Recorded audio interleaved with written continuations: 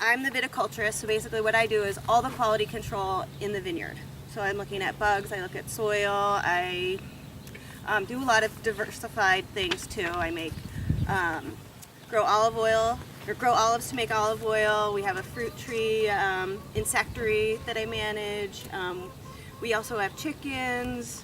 We do a bunch of different stuff, which makes my job really fun. It's not all just grapes, because we know like that monoculture in this area kind of can be a drag. So I'm excited to be here to talk to you guys about the compost that we make. So we use all of our material from the vineyard, the grape pumice, the rachis, which is all the stem material. We bring in dairy from an organic dairy actually over Morrison Brothers, I think they're over in Petaluma. And straw we get from an outside, I think it's Atkinson hay or something. Anyway, so those are basically our main components that we put into our compost. And so it's kind of similar to like the pile you see over there. You're gonna blend all that together and then let it sit. So since I couldn't bring you to my compost pile, I brought some pictures for you guys to see. So let's see here. So this is the guy we have. Wow. We were just talking about making our own compost versus buying compost, versus what we do is kind of a hybrid of both. We make our own, but we bring an outside service in to make the material for us. Over time, we've made all of these small piles on our own and just found that it would take us 2 weeks or more to make the compost. And then these guys will come with their box spreader and blend all our material in 2 days. So we like cut the time by, you know, I mean, it just, and it costs the same when you get to labor cost and fuel cost and everything. It just works for us, and we have a better, more consistent product. So then what happens is, in this picture, this is a box spreader, and they're putting in 2 scoops of pumice, 8 straw bales, we use wheat straw, and I think it's like 2 or 3 buckets worth of the dairy manure. And then that gets shredded and blended really well in that truck, and then they'll build the pile up taller with their backhoe thing.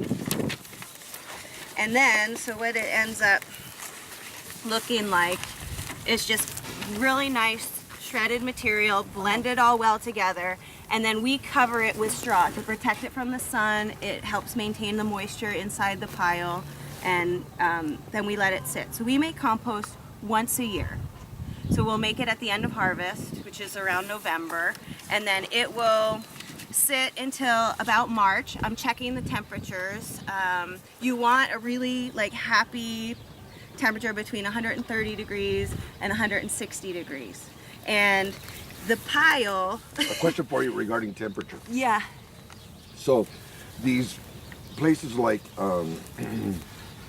Grab and Grow at Sonoma County Recycling need to cook it up to 300, 310 degrees in order to... I don't think that, yeah, 300, I think you would cause a fire. Well, supposedly that's what they advertise on their website, so, you know, I'm just going by what they write. I'm not really sure. I'm going to finish with a question, though. Okay. So, my question is, that's in order to meet certified organic compost, but you're not going for that. Your objective here is to just simply recycle it into your own? Okay, so this meets your needs in your, okay, good. That was my question. Okay, thank you. Yes, we don't sell our compost. We use it solely for our own purposes to recycle back into the vineyard. And so, and we also don't certify organic, go through the certified organic process. But basically, to be going through a process like that, you keep track of your temperatures, which I also do, but I just don't have to send them into an agency. But you have to have your pile above 130 degrees for 2 weeks straight. You know what? You're right. It is 130 degrees, yes. Yeah. For 2 weeks straight, and then that, you know, and you would do that several times until the pile stopped cooking. So once your pile kind of goes below that 130 degrees, it's sort of between 100 and 120. It's above ambient temperature, but it's ready for you to turn it. It's sort of basically when that temperature curve starts declining, it's time to turn the compost And again ones that do that for and you? blend it. And then these guys will come back, and sometimes they'll bring the truck again, but most of the time it's just the big loader and just kind of aerating the pile and re-blending it. If it has been really rainy and the pile's really wet or it seems really chunky, then I'll ask them to bring the box spreader again to really shred and break up that clumpy material. But usually they'll just bring the loader in and just take the pile from one side of the compost pad, flip it to the other, creating more airspace, reblending that stuff, and then you'll see again the temperatures go screaming high. 160 degrees is normal at this stage within a week or even 2 weeks after you've turned the pile. And so I have just like a big thermometer that I just stick in there a few places. And it's interesting, if you stick the thermometer all the way into the pile, it reads 1 degree. If you pull that thermometer halfway out, there's like this midsection of the compost, and then it goes even higher. So you kind of want to balance that. And I'll bring a shovel and dig some holes through it to see, because what happens is you can get like ashing. So the straw might be too dry, and it actually kind of combusts a little bit and it ashes. So you don't really want that scenario. So in a really dry winter where we don't have rainfall that is entering into the pile, we will put sprinklers all along the top of the compost windrow and sprinkle water it. And we collect our runoff water from the site and we'll recycle that back on the pile. If it's been really wet, that material that we've been saving up, we will sprinkle out in the vineyard, when we haven't reached field capacity. Who is doing most of the labor here? Do you really think that it's the service more than yourselves, you or your company, or what in terms of?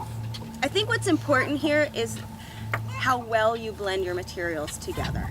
So we've tried a lot of different trials over the years. I've worked at Phelps 11 years, so we've gone through this composting every year, trying something a little bit different, and we finally found what works for us. But we've tried making small piles where you do, you layer it, you do the layer technique, you do straw on the bottom, then you do your pumice, then you do your manure, and then you keep stacking that up till you get your pile to 8 foot tall. And then doing a lot of small piles like that. Some piles, it composted really well, and some piles there was just so many like hot pockets and cool pockets that wasn't getting the consistency that we wanted. So having one long windrow with all of the material together just made it a lot more consistent. The temperatures throughout were where we want them to be, and the finished product was finished all at the same time. So when you have these little piles, you might have one pile that's half done and one pile that's not. Well, come the fall, we want everything to be ready at the same time, because that's when we're putting our amendments out. So, what is the height and the width? So when we first make the pile, it's 8 foot tall and about 6 foot wide, 5 to 6 foot wide, and then that cooks down. And then when we come to turn the pile back, so we start the compost in November. March, we're going to turn the pile the first time. So all of that straw blanket that we put on top gets incorporated in. So you add a little bit more carbon material and more food for the microorganisms that are actually rotting your material for you. And it shrinks down again. So you basically are getting half of what you first started with. There are certain things I look for when it's composting. So not only just the temperature, but you want to see mushroom growth. When you start seeing these little white mushrooms that grow, they're real kind of translucent looking. That's a great indicator that you're having decomposition, things are going good, everything's good. And then also when you start to see some of the straw seeds germinating, You know, it's an indicator. You don't want the grass to grow because it's going to take all the nitrogen that you're trying to make into your compost. So that kind of is an indicator for me of when I should think about turning the pile in the springtime. Worms, so towards the ends of the fermentation, when the compost is cooling down and you're ready to start thinking about not turning it anymore and just kind of let it sit and chill, you get the red worms, which is what you would use for your vermiculture. And they, you know, just help break down the material that much more. So those are, you know, things that I look for. I do send a sample of the compost to a company up in Oregon just to get my fungal numbers, just to make sure that I've got what I need and not too much of what I don't want. I don't really look at the microorganisms, but if you were to do that, you would find a plethora of life inside that. I mean, it's really a living material. So then when you put it on your soil, I mean, that's what you want. You want all those microorganisms to then go into your soil and continue to break that material down. So you can see in my compost, because it's all grape waste, the seeds don't break down. They'll break down slowly in time in the field. Are they still fertile? I've never had germination in them, but so there's little black seeds here. You guys can see if still pretty small. But this is what we're spreading out in the field now. And so as these, you know, seeds will break down in the soil, they'll create more pore space in the soil. They also allow, you know, other nutrient get in. It helps in water, like soils that don't have a lot of water holding capacity. It will help increase that. Has vermiculite qualities, huh? Yeah, it does, but without, it's a little heavier than the vermiculite. But yeah. So I look for the smell. You also are looking for, I call it the smear test. I'm sure there's something really technical that you call it. But that's basically your humus content in the material. So I'm pretty happy with the result of this compost this year. But you can still see it doesn't get every little bit composted, and actually it's okay for us. I mean, it's just the same thing in the vineyard. Instead of burning our fiber, pruning,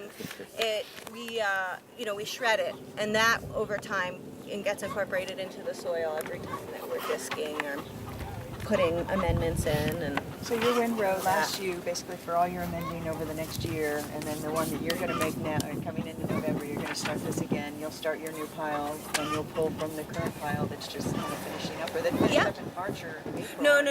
No. We'll turn it again in the summertime, probably June or July, and then we'll just let it sit. And then we'll cover it with a blanket of straw again to protect it from the hot sun, again, holding moisture in.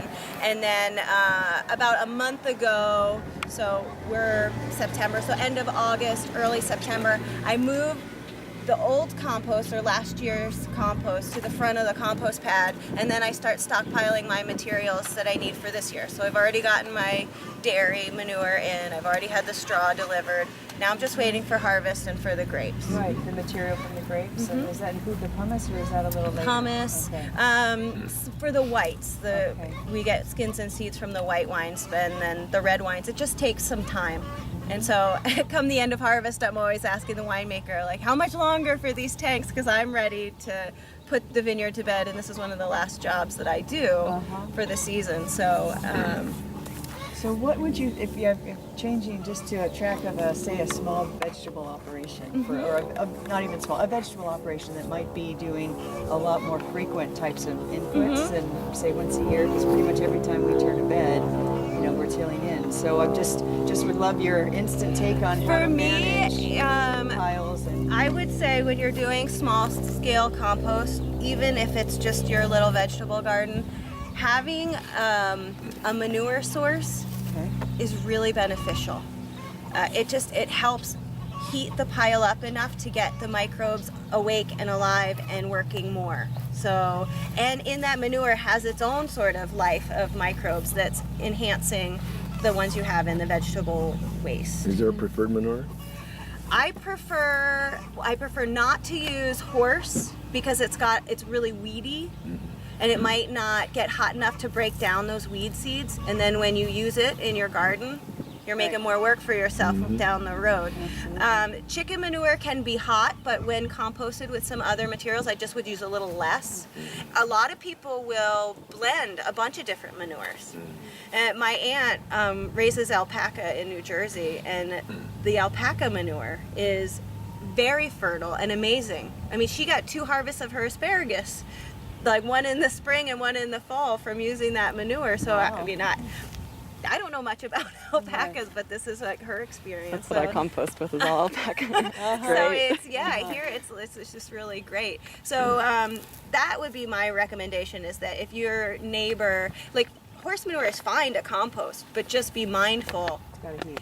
that it's got to get hot, and it may still contain some weed seeds. Got it. So With dairy, when the cows eat the plants with the seeds, they have 4 stomachs that are ruminating that are going to pretty much kill any chance of those seeds being viable once it's, excreted. So then you heat it up again 160 degrees, that should break it down even further.